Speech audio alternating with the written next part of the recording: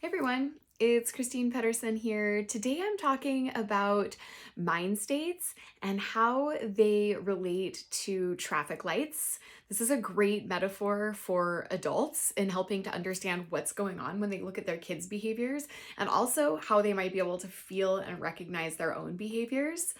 I'll give you a little idea of what my kiddos and I did based on this lesson that I use in my mindful parenting modules. But I really wanted to revisit it with my kiddos after a couple of rough mornings. So, this is something that we talked about a while ago, and I thought it would be helpful to revisit it because every morning we were having red brain behaviors, and I could not figure out a good way to de escalate in the moment. But it really, really helped to just remind my kiddos of what it feels like to be in green, what it feels like to be in yellow, and what it feels like to be in red, so that when I noticed and pointed it out, they could see, like, oh, that's what's happening. And then we could take action that we talked about beforehand. We could take actions to try to move them back into green brain where they felt better and it was easier to problem solve. The really cool thing is my kiddos are 6 and 8. I think that you can do this with kiddos 3, 4. Try it and see how it goes. They may not be able to give you a lot of feedback on what they're learning, but they're gonna start noticing how they're feeling if you can help them notice in the future. You're in yellow brain. It's tough to be here. Let's try to prevent you from going into red brain. They're going to understand those words when you use them. So I would say introduce these anytime you're introducing emotional intelligence. This goes right along with that. And what I did was I just traced some circles. I had them help color them in, and then we brainstormed. How are you feeling in red brain? And well, this is green brain. So how are you feeling in green brain? And then what behaviors might we see? And then we did red brain, what you might be feeling and what behaviors we might see. My kids had lots of really great suggestions. I could have filled up an entire page just on red brain.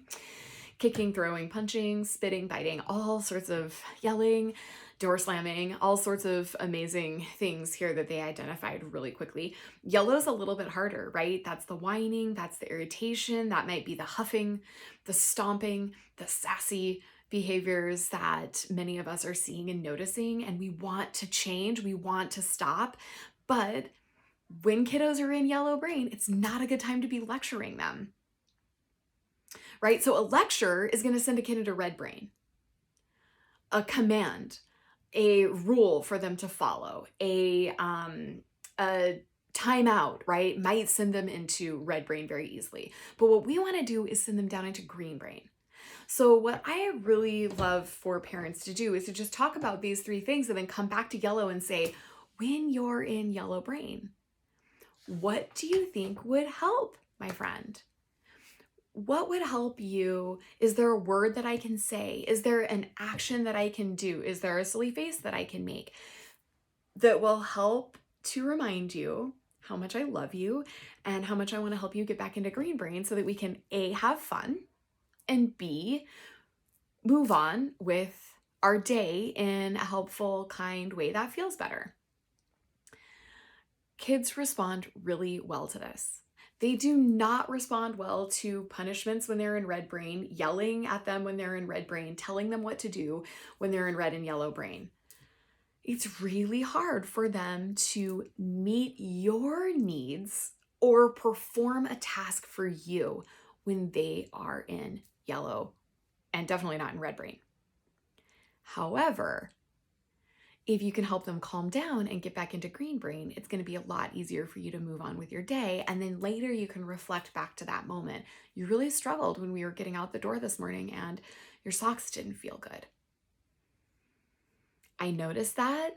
And when I pointed out that you were in yellow brain, you calmed down really quickly. So I just want to point out how well you are learning to self-regulate. So that's something I said to my kiddo just the other day. Last week, I said, you were in yellow brain. And then I said, you're going to be late for school if you don't pull it together and help me get you out the door. And that sent you to red brain. And you were tantruming, you were slamming doors, you threw your backpack across the room and you said, I don't want to go to school.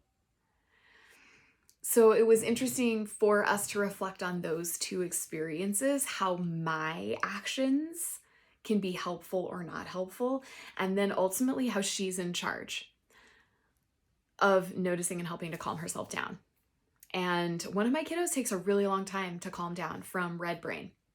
Another kiddo, she's pretty quick, right? She's quick to go from yellow to red, and she's really quick to calm back down again. Another one, I feel like sometimes my oldest goes from green to red without any yellow warning. And then calming her down takes a long time. So I'm trying to get better at noticing when she's in yellow brain and recognizing that immediately so that I can take action to calm her down. And lately I've been saying, you're in yellow brain. Do you feel it? What do we need to do to help you?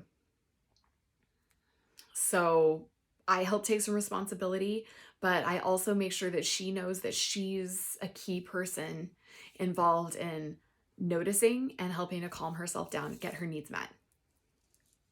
So she's been a lot better about verbalizing and vocalizing what she needs. She's 8, so she can do that. Some kids might not be able to until they calm down, or they just find a way to get it.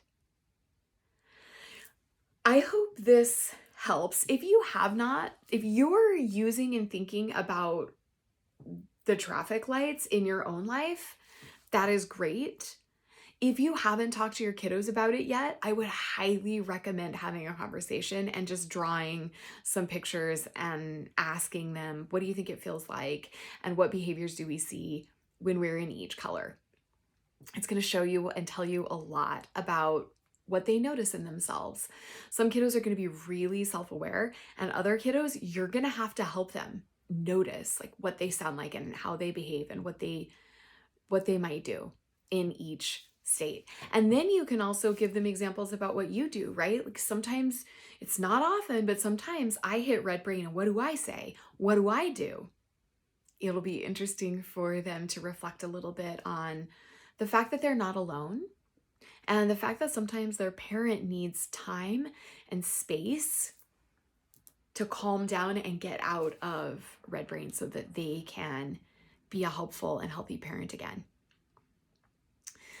All in all, I love this activity and I think it's really transformative for families. I would love to hear about and even see the images that you and your kiddos come up with to talk about this. So please share your experience and one way that this helps you. I know I've got several families out there that I know that they do this and talk about this with their kids. Please share what you're finding for you and for them. Have a great day.